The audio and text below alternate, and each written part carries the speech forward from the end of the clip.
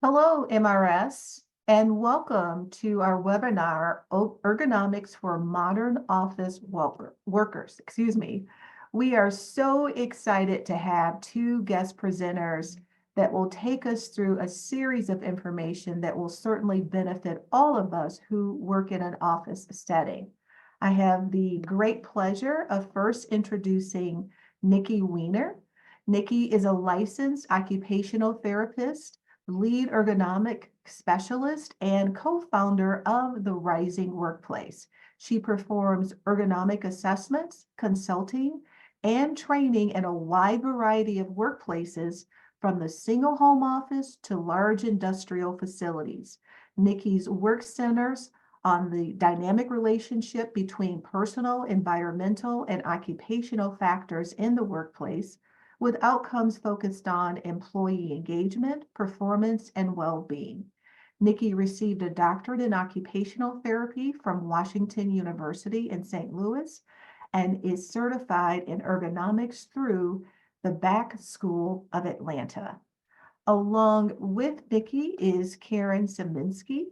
Karen has been in the rehabilitation and ergonomics field for 30 years and has extensive experience treating and preventing work-related injuries through ergonomic intervention and preventative strategies. Karen received her bachelor's in physical therapy from the University of North Dakota and is trained in ergonomics and injury prevention through Eisenhagen Work Systems, Roy Matheson and Associates, and Human Tech. Karen's clients have spanned a variety of settings, including general office, aerospace manufacturing, general industry, medical assembly, healthcare facilities, custodial, government, and education. Presently, she is the ergonomics program director at the Rising Workplace. Without further ado, I'd like to turn it over to our guest presenter to get us started. Thank you so much, Sigrid, and it's wonderful to be here today. I just want to thank you for the opportunity to launch this program and to work together to better your health and wellness at work through ergonomics. Before we get started, just a few housekeeping items. First, I would encourage you to use the Q&A section to ask questions throughout the presentation, even leave comments, and our specialist, Karen, will be able to respond to you while I'm continuing with the presentation. So please take advantage of that. Also, at the end, you'll be able to engage in a Q&A session. So feel free to use the chat or Q&A section for that. Also, feel free to unmute yourself at that time. We'll be able to take all of your questions here at the end. When it's not the Q&A session, be sure to keep yourself on mute just to minimize distractions, and feel free to keep your cameras off. And lastly, don't forget to complete the survey at the end of the presentation. Your feedback matters, and so you will receive a link and also a QR code so that you're able to complete that survey. And here are our objectives today. So first, I'll give some basic definitions of ergonomics and why that's important. And then second, well, how to put that into practice. I'll do a quick demonstration here in my office on how to make some adjustments to your workspace so it's a better fit for you. Then we'll talk much about applying neutral postures to different work environments, recognizing that some of us work more on a hybrid or remote basis. So how can we recognize those healthy working postures so that we're able to translate them when maybe the environment isn't always the same? Then we'll move on to speaking about sitting, standing, and moving. So I like to group that together, the importance of movement, the science behind standing desks, how much we should be moving, and if we are a standing desk user, what is kind of the right cadence for using that standing desk? And then at the end, I'll be really excited to hand this over to Karen, who will introduce the ergonomics program for MRS. So we have some really exciting things to introduce to you. So everyone is eligible to receive an ergonomic evaluation with us, and Karen will help you understand what that program will entail in the coming year. And we'll make sure there's plenty of time for Q&A. So I will set my timer now to make sure I don't get too terribly long-winded, and let's get started. So what is ergonomics? Here is a basic dictionary definition, and it reads: It's an applied science concerned with designing and arranging things people use so that the people and the things interact most efficiently and safely. So a few things I like to point out about this definition. One interesting thing is that it doesn't necessarily apply to work in this context. And although we are specifically talking about arranging the computer workstation, I would encourage you to think about this topic broadly and applying some of these same principles to other areas of your life for maximum benefit. Second, I really want to emphasize the word interact here. So to me, this is a key concept that ergonomics has to do with how you as a unique individual interact with your work, your job demands, and your work environments. And it's all about finding that just right fit for you, recognizing it's never one size fits all. We all have different needs. We're all of different size and stature. Our work demands are different. So I find that this can be a little confusing this day and age when you find a lot of products called ergonomic, right? A lot of things that are automatically labeled ergonomic. So I'm hoping that in this presentation, you're able to kind of sift through some of that confusion, understand what's a fad and what's an actual helpful ergonomic tool. And then when it comes down to engaging in your own personal ergonomic evaluation, we can really get down to your personal unique fit. So you'll see on this slide probably items you've recognized in the past. A few here are in that fad category. For example, the ball chair and the cycle desk. They've really found that these are not suitable or supportive enough to replace an office chair. And in fact, there are some hazards that could be implicated when you're using some of these items. Whereas some of the other items also called ergonomic on this page, such as the split keyboard and the vertical mouse, can be really helpful for some people, but it doesn't mean that that's the right solution for everybody, right? So in this presentation, I'm hoping that we can really cover the basics. You can start thinking about your personal fit and then really take that to the next level when you engage in that ergonomics evaluation.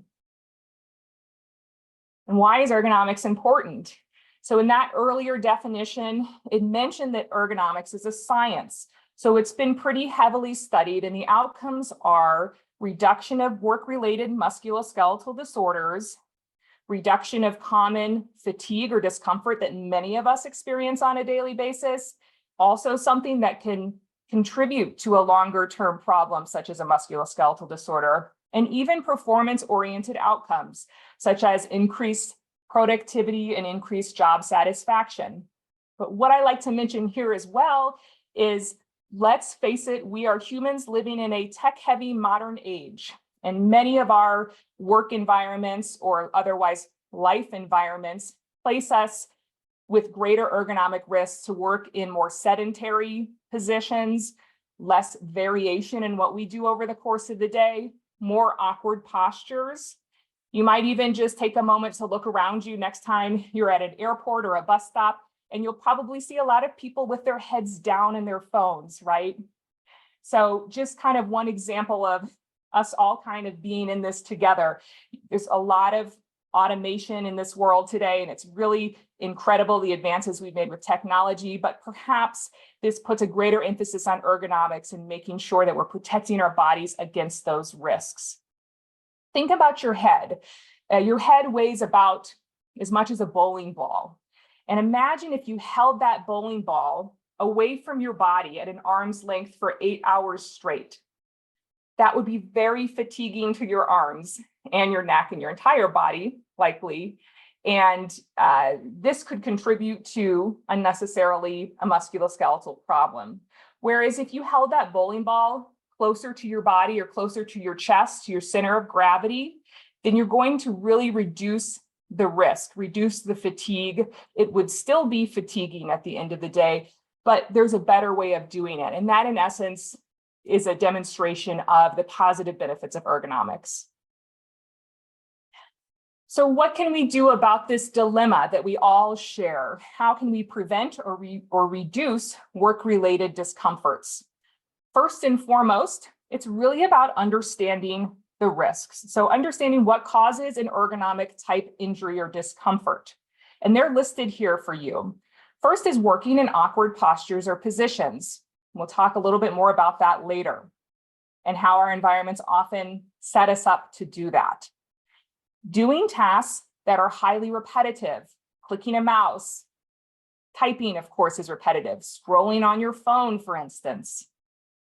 Contact stress. This has to do with any soft tissue of the body pressing into a harder, sharp edge. We want to avoid that. And there are a few examples related to the computer workstation that I will share. And then the use of force. Even though computer-based desk work doesn't necessarily seem like it would be a very forceful activity, there are always forces at play.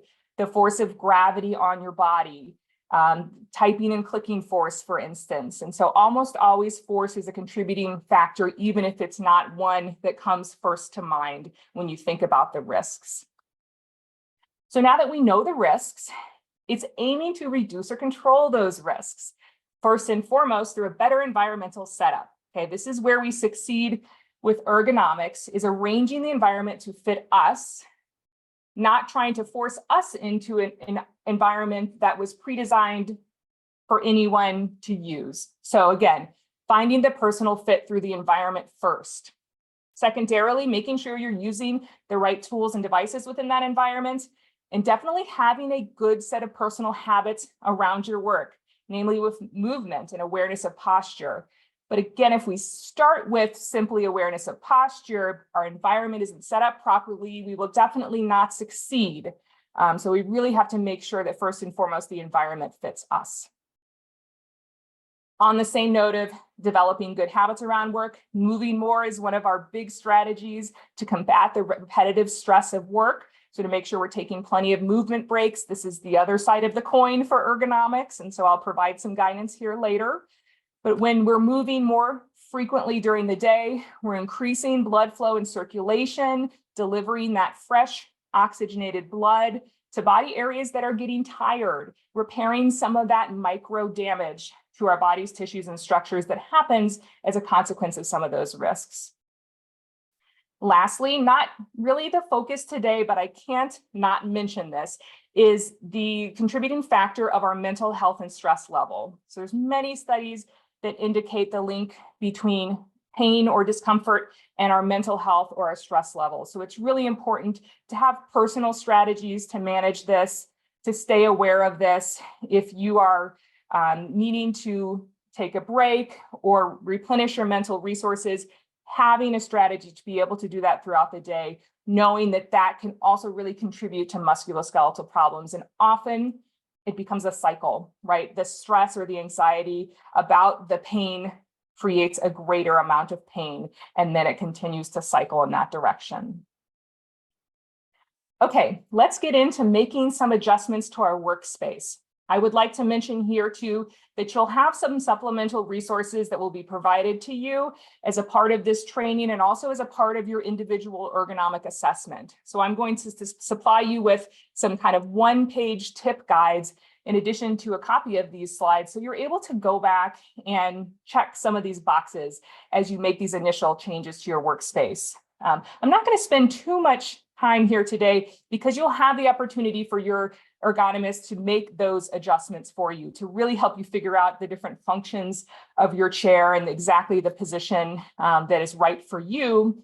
However, I would encourage you today to make some changes along with me, and then you've already got a head start for when you meet for that evaluation. You've already started to settle into some of the workstation changes that you've made, and you're able to ask some really good questions about where you can go from there, how you can fill in the gaps with various equipment or things like that.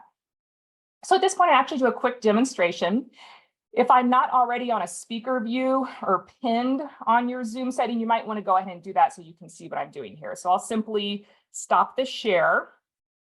Again, I recognize my office is different than yours, so I'll just show you at a basic level. And it all starts with seating.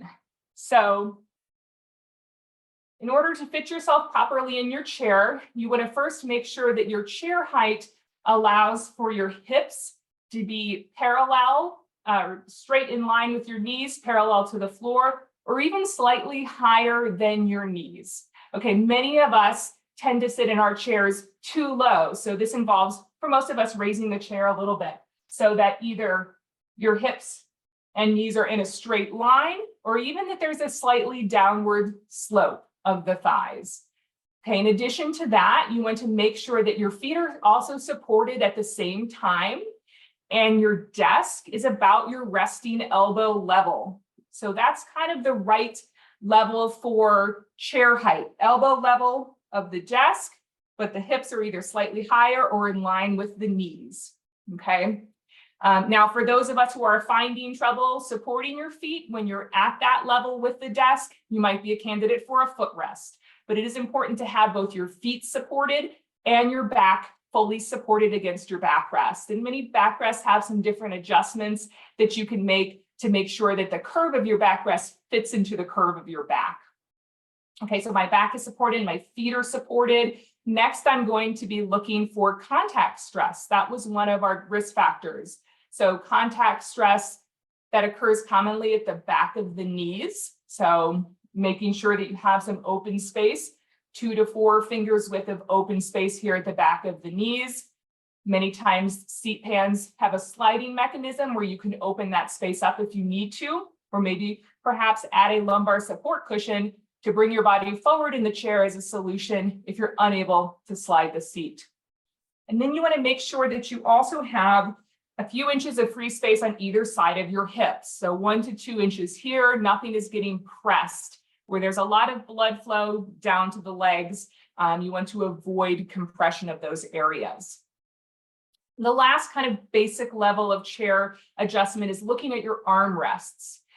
This has to do mostly with your arm posture. So basically you want to adjust your armrests so that your shoulders stay relaxed and your elbows are close to your sides. So if your armrests are causing you to wing out your arms or shrug up your shoulders, you really want to adjust those so they're closer to your body and your shoulders are relaxed.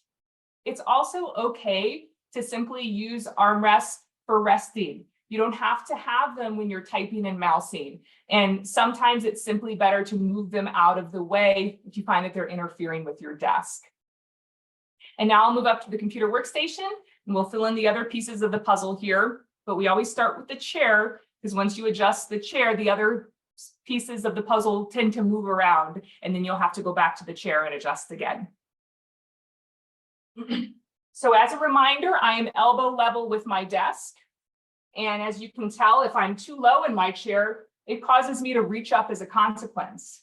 Okay, a lot of times I have people come to me and say, I think I need a new mouse or keyboard because I'm having wrist discomfort. And the first thing we actually look at in that case is the chair, because the angle of your wrist, as you can tell, is impacted by the height of my chair. Maybe not the first conclusion you would make, but if you raise your chair properly, you can see how that causes my wrist to be much flatter and straighter when I'm typing. The other thing that will help promote a better posture of the forearm, shoulders, and wrist is bringing the keyboard back towards your body. So rather than working with the keyboard far away and planting your wrist on the desk, you want to work on bringing the keyboard back. It'll help you maintain your back support and actually floating your wrists. So really not making contact with the desk or anything else while you're typing and mousing. Okay, so just this practice of floating the wrists, it might be something that takes a little getting used to, but it's the most protective position for the wrists. In addition to the keyboard being close to the body, you want to make sure it's centered so that you're not deviating your wrists or awkwardly twisting your spine to use the keyboard, and that the mouse is right there on the same level within an easy reach. Some individuals struggle using a standard size keyboard because it causes you to reach away for your mouse. So you want to evaluate if when your elbow is close to your sides, can you perform this sweeping motion? And is your keyboard and mouse right there? Can you reach your keyboard and mouse without your elbow leaving your side? And then screens at a basic level, you want your screen to be about an arm's length away. I have a laptop here for demonstration, so this would be a setup that you might commonly use at home. You see the laptop is the screen that I'm using here. So about an arm's length away for most of us, centered with our bodies, so we're not turning our heads frequently during the day to view the screen, and raised so that the top third is about eye level. So raised using a riser or a stack of books, even if you're at home, is a really good, simple solution. And when we put all the pieces of the puzzle together, you can see that my baseline position is more neutral.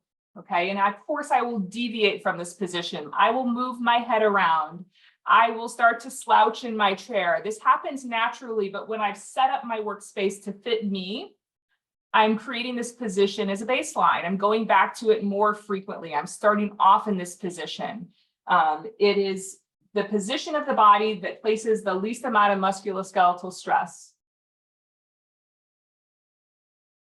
And there are some exceptions to the rules that we'll come up with here in the next few slides.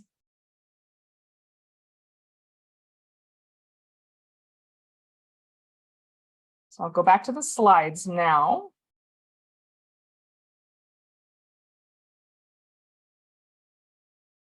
So as a summary, hips parallel or slightly higher than the knees, feet and back fully supported. Look for contact stress at the back of the knees and the sides of the hips. And make sure that your armrests don't create an awkward arm position. And there are some specialized kind of equipment solutions that we can look at if you are struggling to find your perfect fit with your existing chair. Keyboard and mouse. Importantly, your chair is desk level when your elbow is resting at your side. Your elbow is desk level, and the keyboard is close to the edge of the desk, allowing you to float your wrists rather than press your wrists into the desk, which creates another area of contact stress. And then making sure you're not overreaching for the mouse and keyboard by keeping them on the same level and within easy reach so that you're not extending your arm away from the body. Screens, generally about an arm's length away for most of us. Top third of the screen, eye level. You can think of this also as once you're positioned properly in your chair, the top of the screen should about line up with your eyebrow. And then that monitor directly in front of you to avoid excessive twisting of the neck or holding a static position for an extended period of time that's off center, kind of like that bowling ball example. And of course, many of us use multiple screens. So how can we address arrangement of multiple screens? I'd like for you to participate in a little interactive exercise with me today, and we can figure out your best fit for multiple screens. So first you want to consider, well, what is your primary screen? Which one do you use more than 50% of the time? Do you have one that you use more than 50% of the time?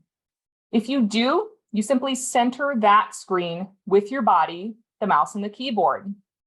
And then the secondary screen, the one you use slightly less or more significantly less, would go right next to your primary screen, meaning they should touch. There shouldn't be a gap in between them. And you can even angle that screen in at about 30 degrees, so you can tighten the radius of turning your head a little bit more. And then that secondary screen is ideally placed on the side of your eye dominance. So here's the fun part. We get to find out what our eye dominance is. Okay, so try this with me. I want you to take a triangle in front of your face, just like I'm doing here, if you're able, and hold it a distance about 8 or 10 inches from your eyes, looking through it as a window, kind of like in this picture here on the slide. So look at an object at a distance across the room. It could be a picture hanging on the wall, or a lamp, or a clock, or a plant, or something like that. Something you can view through your window with both eyes open. And now I want you to challenge yourself to close your left eye, if you can. So when you close your left eye, what happens? Does the object you're looking at stay in the view, or does it shift away? If it stays in, then you're right eye dominant. If your right eye is open and the object stays in view, you have right eye dominance. Try it again. If you're able to look with both eyes open through the window you've created with your hands and close your right eye now. what happens to the image you're looking at? Does it shift or does it stay? If it shifts, you're right eye dominant. Sometimes it's even hard to close your right eye if you're right eye dominant. If it stays, you're more left eye dominant. So whichever eye is open when the object stays in view shows you your eye dominance. Kind of cool, right? If it didn't work, try an object farther away. And I do believe that it's unusual, but you could have a shared dominance type of scenario if you notice no difference when you find an object farther away. Long story short, you can place your secondary screen on the side of eye dominance. And I find that when I go in and I do computer workstation assessments, a lot of times it's naturally already there because it felt right. It feels more natural. Your brain is more in tune to that hemisphere. There's a slight efficiency advantage to have that secondary screen on the side of your eye dominance and the primary screen centered with your body. Let us know in the chat box, because I know that there's at least a handful here who are surprised by their eye dominance. Maybe you're right-handed, but you didn't know that you're left eye dominant. And if you make that change, you might find that it just simply feels more comfortable too. And if you truly use your screens 50-50, no difference in the amount that you use them, you could center them basically so that where they meet lines up with your nose. Hopefully that was helpful in understanding how to place multiple screens. It's really important for me to mention here too, while we're on the topic of screens, that the state of Michigan has a benefit for computer glasses that I would definitely encourage you to take advantage of, especially if you wear bifocals, trifocals, or transition lenses while you're viewing a computer screen. Some of the rules that I mentioned in terms of screen placement and screen height are different for those that wear bifocals or trifocals, for instance, and can contribute to awkward neck postures as a consequence of wearing those types of lenses. So I would encourage you to look into this if you fit into this category. And this is a great option for people who would otherwise be wearing a lens that impacts your neck position. And during your ergonomic evaluation with us, if you have kind of special vision needs, we'll be happy to walk you through kind of your unique monitor placement based on the lenses that you wear. There's a website here where you can have access to kind of the full package of benefits and more information on that program. Again, while we're on the topic of screens and blue light and monitor position, you want to make sure to take a look at your display settings as well. This is simply for better ease of viewing, knowing that there's not a magic number or setting for many of these. It depends on your vision, depends on the amount of light in your natural workspace.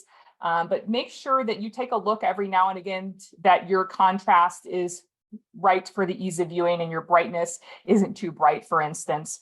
You might also, under your display functions for both your computer workstation and maybe also your phone, enable the blue light filter. And oftentimes it's called a night light. So what happens is the blue light is turned down when the sun is set in your time zone. So understanding that we get plenty of blue light exposure during the day, and it's actually good for us to get the blue light exposure from the sun, because it's sending our brain the right cues as far as when it's time to sleep. Okay, it becomes a negative thing when we're getting that blue light exposure after hours, because it's kind of like telling our brains that it's time to be awake. And that has, of course, interference with our sleep routine. It can have an impact on our attention, our mood, even our metabolism. They've done a lot of really interesting studies on shift workers and the impact and the negative impacts of blue light outside normal daylight hours. But now's a good time to mention that there was a bit of a misconception around blue light, I think, especially during the pandemic years, where blue light was very much attributed to eye strain. And that's kind of false. I think most of us would agree that the main contributor to eye strain is not blue light, but it's actually viewing distance. And the solution for avoiding eye strain is much less expensive than blue light glasses. In fact, it's free. It's called the 20-20-20 rule. You can have access to a supplemental handout on this topic as well. But it basically states to avoid eye strain, You want to look away from your screen about every 20 minutes for 20 full seconds. And so we can do this together now. Find a focal point at a distance at least 20 feet away. You can look out a window. You want to make sure you're looking away at an object that doesn't have a lot of things in the periphery necessarily. Try and kind of focus in at a distance for 20 full seconds. And if you're unable to do that or have a nice focal point to rest your eyes, you can even just close your eyes and the same effect will happen. Basically, what happens is when you're looking up close, the muscles in your eyes are tense and you need to relax them. You need to reset them. And when you're practicing the distance viewing, that happens naturally. And you'll find when you are looking away, there is this kind of natural relaxation that happens, right? And this has been programmed in us over time for evolutionary purposes, because when we're looking at a distance, it's our state of safety. There weren't, predators among us in our earlier human days. It's the same feeling you get when you're looking at a coastline or a sunset, for instance. It's our state of safety, right? But in contrast to that, when we're looking at things close up, such as our computer screens, it can create that tension, right? We kind of can enter into that fight or flight state where your heart rate is increased, your muscle tension is increased simply as a consequence of up close viewing, where in our earlier human days, we may have been amongst predators or mates, for instance. And so want to make sure to not only let your body take a break, but also your eyes. So all of that about the computer workstation is basically aiming to put your body in a more neutral position, which puts the least amount of stress on the body.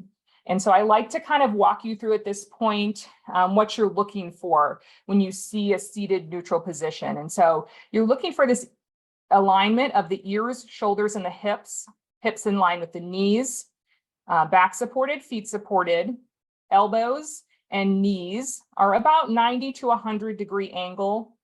Hips, something more like 100, even 120. It's showing now more in the evidence that slightly sitting back in the chair is a good way to avoid back pain, as long as it doesn't cause you to reach your arms out away from your body.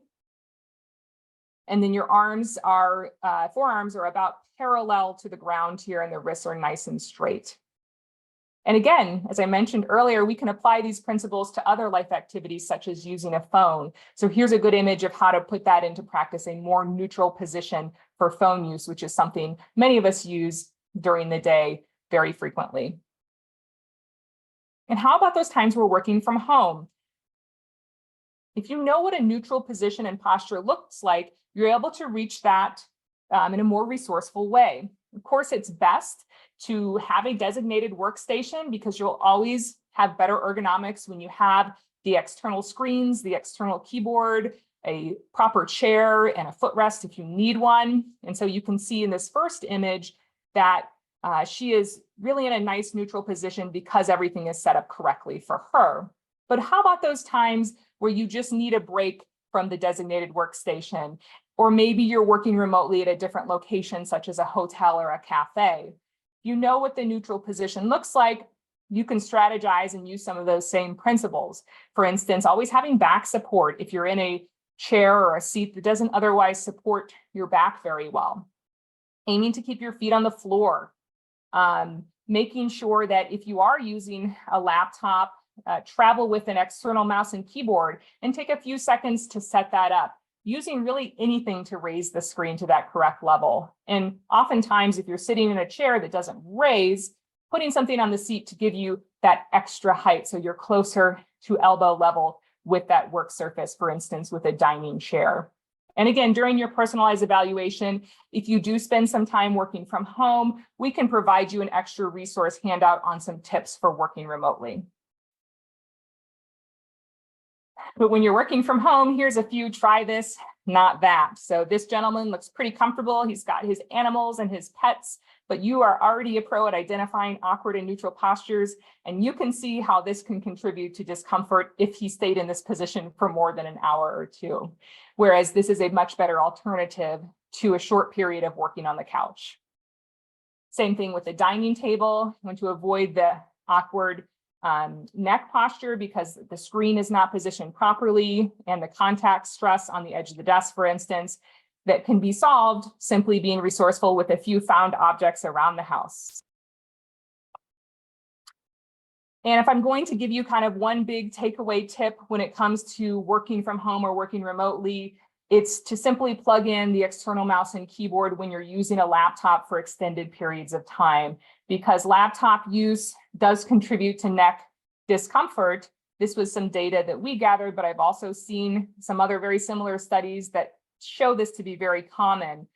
So the solution is easy. It's simply plugging in the external mouse and keyboard, making the separation of the screen by raising it using anything, and then you'll be in a much more neutral position that puts a lot less stress on the neck, and it's a lot less like holding the bowling ball away from the body. As I mentioned earlier, one of our biggest strategies to combat discomfort related to the repetitive nature of our work, even if we're sitting in pretty neutral postures and we have a very good workstation set up, we still need to move more during the day. So the general recommendation is something like every 30 to 45 minutes, taking a break out of your chair when possible. And the break doesn't have to be too long. 1 or 2 minutes is enough to kind of refresh and reset the body. So it's not necessarily about duration, more so frequency. And so I always say strategize around your movement breaks. Are there work activities that allow you to move around a little bit? Maybe you're one that needs an external reminder system, as simple as a post-it note at the desk, or setting a timer, or perhaps using an app on your phone or a smartwatch to remind you to get up and move. And also there's this concept of micro breaks. So even the way that you position and move your body when you're seated at the desk, taking these micro breaks during times that you're seated. For example, when you're not actively typing or mousing at your computer, instead of keeping your arms kind of hovered over that mouse and keyboard, resting your arms down in your lap for 10 to 15 seconds at a time during natural recovery pauses in your work. Or if you find yourself looking down for your work for extended periods of time, taking a micro break, 10 to 15 seconds, looking up at the ceiling, squeezing your shoulder blades together. So it's a combination of out of the chair breaks if you're able, and also different micro breaks to kind of change your body posture and to move yourself out of that static position that you've been in most of the day. On that note, I think it's a good time to maybe even show you a few little desk stretches. And so this is a program you'll have access to that's designed specific to computer workstation users, kind of combating those common stresses to the neck, the wrists, the back, the hamstrings. And so this is a program that combines some warming up exercises and some stretching exercises that should be safe and effective for most people to perform. However, I always recommend that you speak with your doctor if you're under medical care before you start a new exercise program like this. And always these stretches and activities should be pain-free. So I'll invite you to try a few with me. I'll just show you a few for today's purposes. And again, you'll have access to this as a resource through your evaluation and through this program. So first, and these can be completed sitting or standing. I'll show different variations. You could try some chin tucks. So using your finger as a guide, simply going forward and back, holding a few seconds at each end.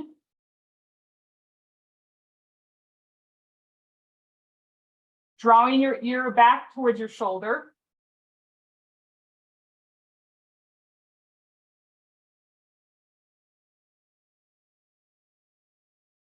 It's a simple range of motion exercise for the neck. And then you can also stretch the sides of your neck. So we often experience a lot of tightness here, these muscles that kind of connect the jaw down to the shoulders, for instance. And so for this one, you can look straight ahead if you're standing. Simply tilt your head so that your left ear is towards your left shoulder, and then reach down with the opposite arm. You should feel a nice stretch here on the side of the neck. Most important thing is that you're looking straight ahead when you start off here, and that you don't experience any pain. Each of these you could perform for about 30 seconds, and the whole handout in its entirety is only about 5 minutes. So very achievable, something you could pin on your desktop to start off your workday. Let me show you a modification for seated. So the same stretch, I'm going to switch the side, right ear to right shoulder, and then I'll simply reach underneath my chair, kind of anchor in there to accentuate that stretch.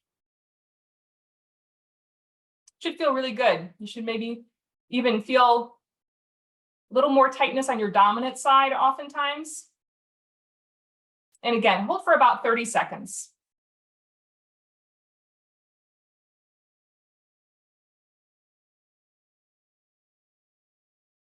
Good. Lastly, let's maybe do a little shoulder and chest stretch. So again, this one can be done seated or standing. It's simply some shoulder rolls. So rolling your shoulders backwards and down like this. Deep breaths. Say roll your shoulders backwards. You don't need to really roll them forward because many of us are already kind of forward with our shoulders. It happens naturally. Again, as part of being a modern human. So focus on the backward movement, squeezing the shoulder blades together and pulling those shoulders down and back.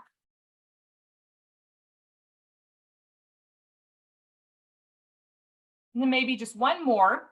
Do a bit of a chest and shoulder stretch. Again, this can be seated or standing. It feels really awesome. So I invite you to try this one. Take your hands, put them on your forehead and take a deep breath in. As you exhale, open your chest, slightly look at the ceiling. You're pointing these elbows down and back. Feel a good stretch across the pecs here. Pecs tend to shorten again because of that rounding. So it's opening the chest. You could also do this one in the chair, kind of leaning back, opening the chest. So I think this is kind of an under-recognized area that is impacted by the computer workstation user. The chest muscles tend to create a postural issue when they're tight, right? And then you're kind of always feeling like your shoulders are rounded in. So it can be very beneficial to work on lengthening and stretching those muscles. Okay, just a few more slides before I'll hand it over to Karen. Now that we've talked about movement a little bit, let's talk about standing desks. And there have been some studies on kind of the right way to use standing desks, one of which I'll share here. The real benefit of a standing desk is that it will naturally allow you to move more during the day. And so it's not that standing is superior to sitting or sitting is superior to standing. They're both static postures and they both can contribute to discomfort. So it's really, the benefit is in the variation and the movement. When you're standing, you'll naturally likely be moving more, okay? Having said that, we are all different and it is okay to not use a standing desk if this is not for you, whether it's because of your physical ability, your preference, as long as you're getting enough movement breaks during the day, okay? But many people do ask, well, how should I use my standing desk? And this was a study that came from Dr. Alan Hedge of Cornell, who I had the pleasure of meeting with recently, and I was able to pick his brain a little bit on this pattern and talk through some of the ways that I feel about it. But I want to point out that it's called the ideal work pattern, right? So work is sometimes not ideal. We're not all the same, but it's a good kind of starting point for thinking about how you use your desk. In something like a 7.5-hour workday, 5 hours of sitting to 2 hours of standing, and then 16 sit to stand transitions. That means a movement break, a little movement break every 30 minutes is ideal. So you can think about and talk about with your ergonomic specialists, if you have a standing desk, kind of the right interval for you and listening to your body. So everything is tolerated. If you experience discomfort, your body is telling you to change a position that's a cue to change the position of the desk rather than powering through or trying to reach a goal related to the amount of time that you stand during the day. That's really not the way to do it. You really want to tune into what your body is telling you. And importantly, you want to make sure your desk is set up at the proper level for you. So just like with seated positions, resting elbow level, you want to make sure that the desk range matches up with your resting elbow level when you're standing, okay? And I do know, I'm aware that some of the offices at MRS who are undergoing renovation right now will have the opportunity to trial some standing desks, some Hayworth standing desks that should have some really good range as far as adjustability. And it's really getting to know that seated elbow level and the standing elbow level, making sure all the other pieces are in place as far as the workstation setup. So in summary, many of the things that we do every day, work related and otherwise, can contribute to some of these risk factors, right? Awkward postures, sedentary behavior, maybe not enough variation during the day. But here's the really good news is that ergonomics is a tool that we can use to help avoid some of the long-term effects of our living in our modern technological heavy age, okay? So it can be very effective. I would encourage you to be in preventive mode here rather than reactive. So I would highly encourage you to pursue an ergonomic evaluation with us, whether you're having discomfort or not, because it's much easier to prevent an injury rather than to backstep from one. On that note, I would really love to hand this over to Karen, and she can tell you all about the extra benefit of engaging in these ergonomic evaluations with us. And I want to just thank you for listening to me during these past 45 minutes or so. Thanks a lot, Nikki. Like I say, my name is Karen Saminsky, so I'm one of the other ergonomists with the Rising Workplace. And so what I wanted to talk to you a bit about today is what's next. You've gotten some great information from Nikki on getting started with setting up your workstations, and I would like you to really consider taking some of that information and starting to look now, but then also reaching forward and going forward with doing some sort of individual assessment. And Michigan, we have set up a program that there are various types of assessments that can be performed depending on your work location and your need. For those of you who are working 100% from home, you may be seeing myself or one of our other specialists for a virtual office evaluation. And there's a process to go through to get that scheduled. We'll talk about that in a moment. There are also some locations within the state where you have more of a grouping of employees that we will be sending one of our specialists out to that location to do in-person workstation assessments as well. And so you'll be receiving more information on when, where those type of assessments are occurring. And I would really, really encourage you to prioritize attending either a virtual or an in-office assessment when your area is opened up to do so. So just watch for those two different types of information coming out regarding those assessments. If you have an in-office assessment available, I would recommend that you, again, try to prioritize coming into the office on that day to do that assessment, and we can work with you also on what's going on with your home workstation as well. For those of you who are doing a virtual assessment, we'll kind of go through a little bit on the process. You will receive a scheduling link, as you can see on the screen, where you would be able to go online yourself and choose a time that will work for you with your work schedule. Part of that scheduling process involves filling out a questionnaire that has some of the basic information for us to be able to help you during the session. And another important piece of that process is in that questionnaire, there'll be the opportunity to upload videos of you or photos of you at your workstation, at your home office workstation or your in-office workstation if you choose to do virtual for that for some reason. I would encourage you, if at all possible, for you to send those photos in as part of that intake assessment. And ideally having someone take a picture of you at your station. If you do not have that opportunity to have someone else take pictures of you, at least take a picture of the workstation components, your desk, your chair, et cetera, and upload them at the time that you perform or enter that questionnaire. And then go ahead and turn that in. Then you and I or Maggie and you will be meeting at that designated time, going through the components of the office evaluation that a lot of what Nikki went through, but in an interactive level, and you would have opportunity to give some more personal information as far as how you're interacting with your workstation, what questions you have, and be able to get those answered in a timely fashion during that session. Things to recognize as part of that is, one, any photos that you send to us as part of the intake process are merely for our company and for the purpose of the session. They're not going to get shared anywhere else.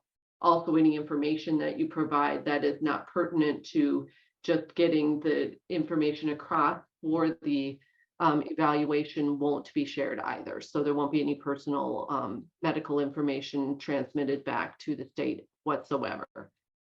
Then the outcome of that will be a report that will come back to you with recommendations, with educational materials, on how you can set up your office in a most efficient manner for you ergonomically, as well as any links to any type of equipment that maybe we have decided would need to be purchased to be able to kind of complete the evaluation. Maybe it's a footrest, maybe it's a back cushion, things like that. And so you'll get all of that individualized for you at the outcome of the evaluation session on a virtual level. So looking forward to meeting with all of you on some way, shape, or form, whether it be in person or virtual. And like we say, really important, if you can participate in it in one fashion or another, I think you would find you may surprisingly benefit, even if you thought everything was going fine. Kind of getting things for that set up for the long haul is really important. And I'm excited that your company has put forth this type of service for you. It's important to put in some effort and time into yourself in a industry where you are often out giving to others. Take the time to set things up for you as well, and you'll be better able to provide for those that you're working with. So thank you for this opportunity this morning and to work with you in this presentation. And now we can kind of transition into some Q&A. Perfect. And here is the link to the course survey. I believe that was put in the Q&A, and here's also the QR code. I can see some of the Q&A that has come through, and maybe I'll start off answering some, and then Karen, we can maybe have a dialogue on some and see if we agree. I think we Yes, I saved a few that I thought we should talk about here. So good. So here's a really good question, and I always often bring this up because I really like this question. It's not the first time I've been asked it. But will the body feel awkward when we start sitting in better positions because we're used to the wrong ergonomic positions? Is there an amount of time that most people start to feel comfortable? The word that you use is correct in that it can feel awkward, but it should not feel more uncomfortable. And so make sure that you're really tuning in to what is that feeling. It has to do with really your muscle memory, right? It's changing a behavior or a position that you have maybe been using for years, decades. And so it's getting over that kind of muscle memory learning and reprogramming your brain to accept this as your working position. I would say it can take a few weeks. What do you think, Karen? A few weeks to settle into changes that are yeah, definitely. It takes a few weeks of kind of monitoring yourself. I tell people, you know, I've been around doing this for a lot of years, so technology has changed over time. I used to have people set kitchen timers at their desk to kind of recheck every half hour or so, like, where am I? Am I drifting back to that same old posture that has been familiar to my body, but not beneficial to my body for all of these years? And so making some conscious effort to really check in with yourself and make sure that you aren't just drifting back to other habits and movement patterns. If you think of the exercise where Nikki was having you do the stretch with your arms on your forehead and then coming back, and the tightness of your chest muscle, that takes some time to kind of overcome.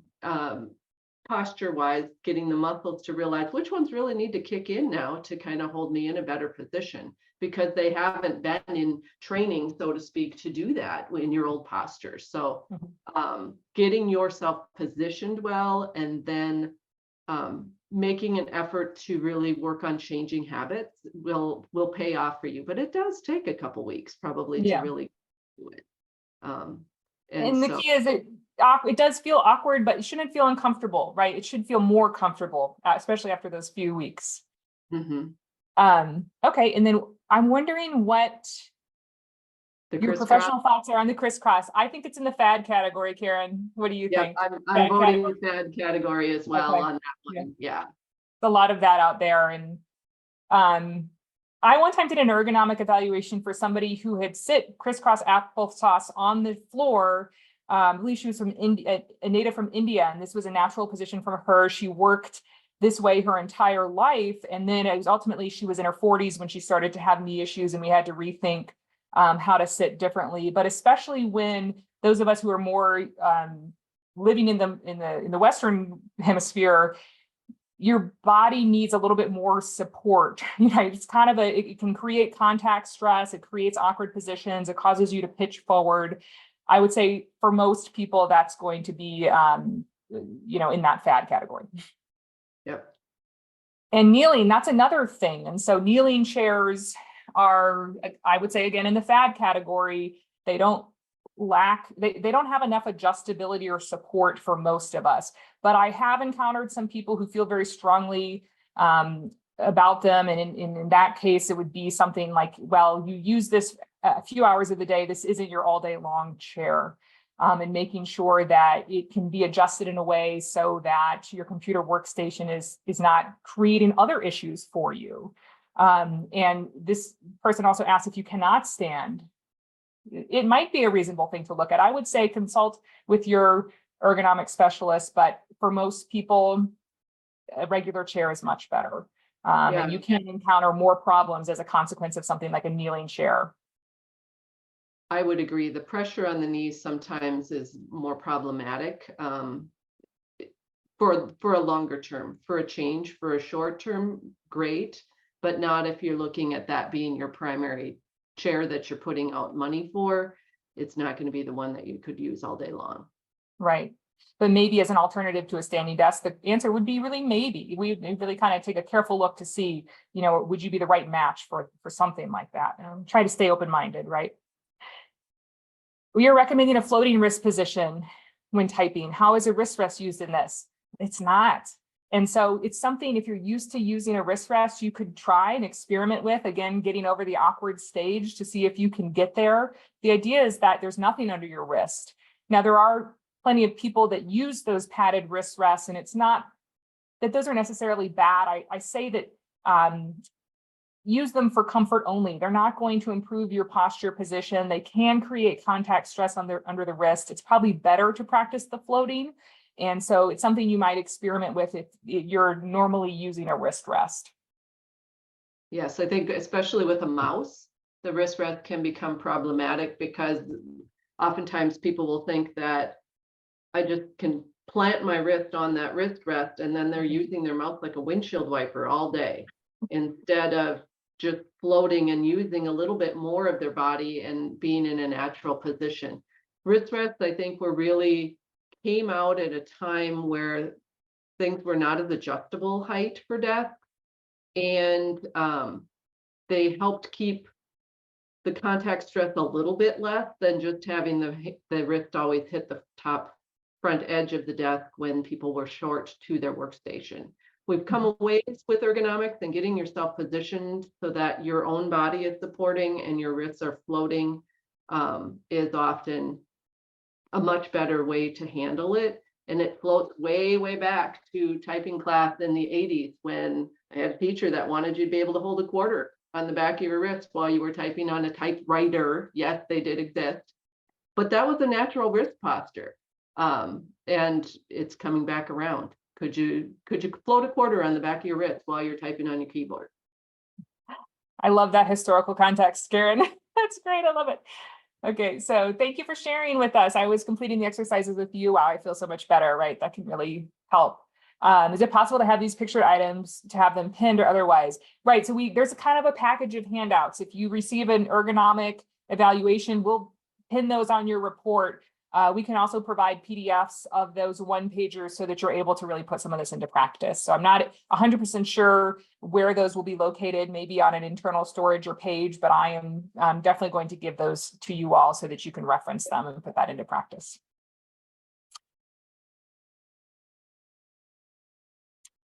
Okay. I'm assuming that we'd be able to do this during our work day would be the assessment, correct? And yes, that would be scheduled during your work hours. For in-office worksite assessments, some central office staff are housed in district offices. We're not part of their staff. Will be a part of that office. Will be a time for central office staff. So we are, I think, in the process now of coming up with the plan. Everybody's included as far as I'm concerned, and please weigh in otherwise if you're aware of anything between the district or the central, but it's going to come down to location and number of people in the offices. And if you're unable to attend the in-office spot assessments, you'll still be able to have virtual as an option. So there will be an option for you one way or the other. And I would like to also say that the virtual assessment in terms of tracking our outcomes should have the same outcome as the in-office, even though it's nice to have somebody there and adjust your chair for you, for instance. You should be able to experience those same benefits. How will staff go about requesting equipment recommended from these evals?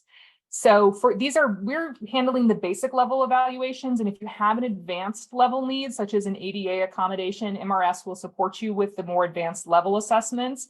For basic equipment, such as a footrest or a document holder or a lumbar cushion, we're happy to make that recommendation on your report and share that with your site so that they can help you follow the next steps to procure those items.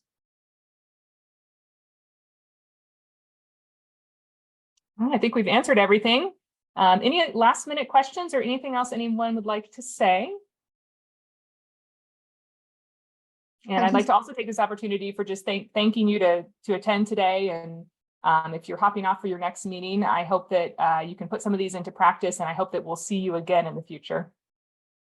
I just want to say thank you on behalf of MRS, Dr. Nikki Weiner and Karen Szyminski for your wonderful advice that I think we can adopt right away and see some good results of after making some of the changes that you've recommended. So we appreciate your time today, and we look forward to working with you more in the future. Thank you so much. Thank you. Goodbye, everyone. Goodbye. Thanks.